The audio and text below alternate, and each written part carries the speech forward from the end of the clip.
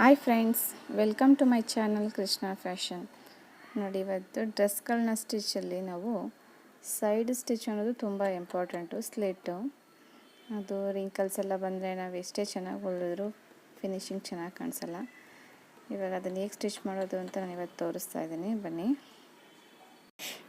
ನೋಡಿ. ನಾವು side open stitch ಮಾಡೋದಕ್ಕೆ ಸ್ಲಿಟ್ಗೆ ನಾವು 1 ಇಂಚ್ ಬಿಟ್ಟಿರ್ತೀವಲ್ವ, ನಾವು ಮೇಲ್ಗಡೆ ಫಿನಿಶಿಂಗ್ ಹೊಲಿಗೆ ಎಲ್ಲ ಹಾಕಾದ್ಮೇಲೆ ಎಲ್ಲಿ ಸ್ಲಿಟ್ಟಿಗೆ ನಾವು ಮೆಜರ್ಮೆಂಟ್ ಬಿಟ್ಟಿರ್ತೀವೋ ಅಲ್ಲಿಂದ ದೊಡ್ಡ ಹೊಲಿಗೆಯಲ್ಲಿ, ತುಂಬ ದೊಡ್ಡ ಹೊಲಿಗೆಯಲ್ಲಿ ನಾವು ಮತ್ತೆ ರಿಮೂವ್ ಮಾಡಬೇಕಾಗುತ್ತೆ. ದೊಡ್ಡ ಹೊಲಿಗೆಗೆ 1 ಇಂಚಿಗೆ ಸ್ಟ್ರೈಟಾಗಿ ಸ್ಟಿಚ್ ಹಾಕ್ಕೊಳ್ಳೋಣ.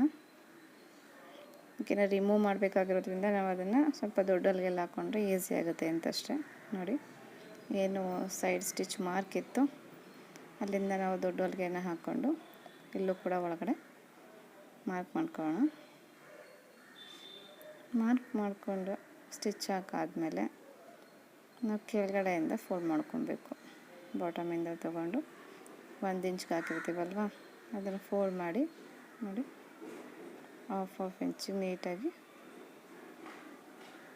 ಫೋಲ್ಡ್ ಮಾಡಿ ಸ್ಟಿಚ್ ಹಾಕಬೇಕು. ಆ ಥರ ಡಬಲ್ ಫೋಲ್ಡ್ ಮಾಡ್ತಾ ಬನ್ನಿ.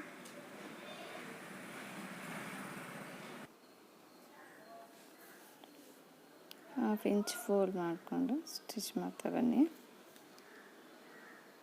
ಮೇಲ್ಗಡೆ ನಾವೇನು ಮಾರ್ಕ್ ಮಾಡಿರ್ತೀವೋ ಆ ಸ್ಲಿಟ್ಗೆ ಅದಕ್ಕಿಂತ ಒಂದು ಹಾಫ್ ಇಂಚ್ ಮೇಲೆ ಹೋಗಲಿ ಹೊಲಿಗೆ.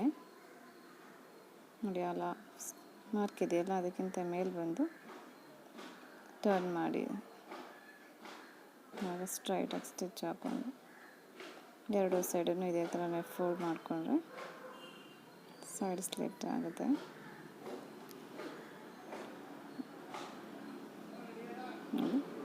ರೆಡಿ ಆಯ್ತಲ್ಲ. ಇವಾಗ ಸೈಡ್ ಸ್ಲಿಟ್ ಸೆಂಟರ್ ವಾಲ್ಗೆನ ಸ್ಟಿಚ್ ರಿಮೂವರಿಂದ ರಿಮೂವ್ ಮಾಡ್ಕೊಳ್ಳಿ. ನೋಡಿ, ಎಲ್ಲೂ ಫೋಲ್ಡಿಂಗ್ಸ್ ಆಗಲ್ಲ, ನೀಟಾಗಿ ಬರುತ್ತೆ, ಪರ್ಫೆಕ್ಟಾಗಿರುತ್ತೆ. ಸೈಡ್ ಓಪನ್ ಅನ್ನೋದು ಚೆನ್ನಾಗಿ ಕಾಣಿಸುತ್ತೆ. ಇವಾಗ ಕಿನ್ನರಿ ಹೊಲಿಗೆ ಹಾಕ್ಕೊಳ್ಳಿ.